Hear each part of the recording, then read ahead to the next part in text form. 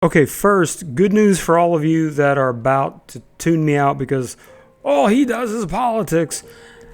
I'm not going to do all politics. I'm going to do a lot of different things with this, including music, old hymns that I love, played by the greatest organist in history, and I'm going to be able to sing with him.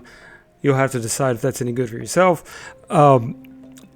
I'm going to do interviews here, interviews with a lot of people that maybe you wouldn't normally hear from. I want to talk to people who are every verse of the Bible is the infallible truth, all the way to atheist and everybody in between.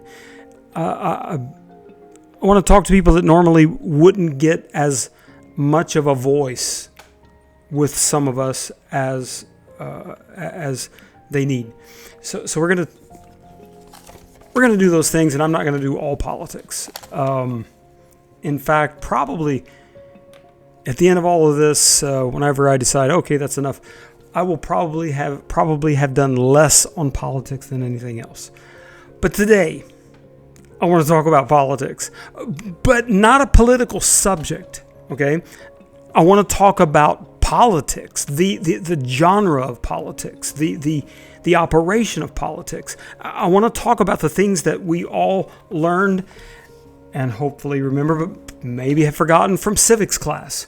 Civics, like if I could send everybody back to, and this is my opinion, of course, if I could send everybody back and take one class in high school, in college, whatever, it would be civics. How does our Supreme Court, U.S. Senate, U.S. House of Representatives, the executive branch, how do these things work together? What are the checks and balances? Because right now we're watching the system of checks and balances crumble to the ground. After 250 years of a proper system of checks and balances, we're losing it. And I think it's important to discuss these things in the political arena, in a conversation with our friends at Starbucks, doing this kind of a thing, getting online and saying something. I think it's important that we discuss and know about politics. There is cynicism in talking about politics. Just a bunch of crooks. The Democrats, Republicans, they're all the same. They're just a bunch of criminals. They're stealing money. They do stock trading and they get the information before anybody else. They're just making money. They're all rich. They're just stealing from us and they're charging taxes and then wasting the money. You've heard that, right? Well, there are pieces of truth in that. But what do you want to do? You want to just give in to it? Or do you want to make a difference? Because the difference that will be made in this country will be made by we the people. Because those are the opening words to the beauty of this, as we call it, experiment of democracy. It starts with we the people. And it's going to be we the people that make a difference. A lot of this cynicism started in the Nixon years.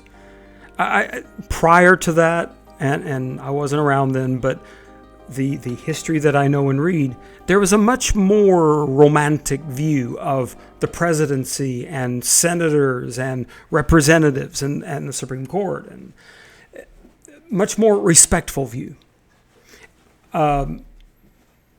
We're a long way from that now. And many would go back to, and I think it's fair to cite the Nixon years of 72, 73, 74, when all of the Watergate thing was happening. And at that point, the cynicism started in. Let me just throw this in, that it was the Republicans, Nixon's own party, that finally said, that's enough. Oh, I could go on a rabbit trail right here. I'm so tempted, but I got to stay on track.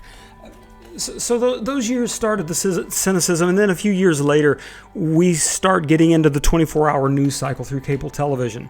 And now we've thrown social media into the mix. And if you want to get a hot mess going, just mix all of that together. 24-hour news cycle, social media, anybody can say anything. Like anybody can order one of these and open an account and say anything they want, and they can represent themselves as doctors or experts or medical doctors and get on YouTube and say the craziest stuff. During COVID, oh my God, the things that people sent to me that were supposedly doctors of something that had this special, I don't know, like worm we were supposed to eat or something. I'm exaggerating, but not by much.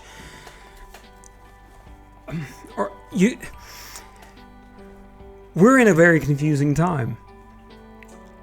But it doesn't have to stay that way.